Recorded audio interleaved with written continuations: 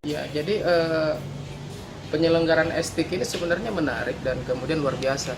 Ini momen tidak hanya sekedar untuk ada membangun toleransi, tapi juga memberikan dampak yang sangat positif bagi pedagang-pedagang masyarakat Toraja yang ada di sekitar acara kegiatan. Dengan terlibatnya masyarakat Toraja dalam kegiatan seperti ini tidak lain sebenarnya mendorong keterbukaan dan juga peluang usaha, kemudian selain daripada itu membangun komunikasi antar daerah.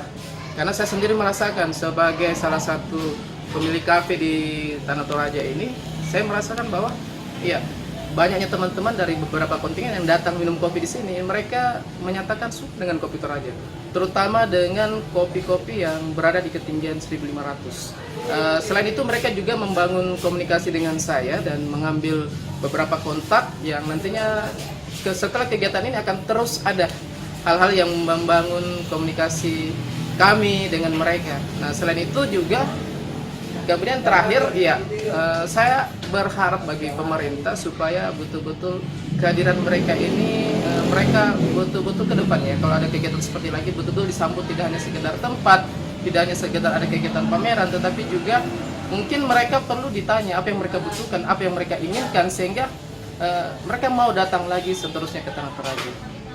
Yang jelas STQ 2019 ini sangat positif dan memberikan dampak yang luar biasa bagi kami semua, bagi masyarakat Toraja.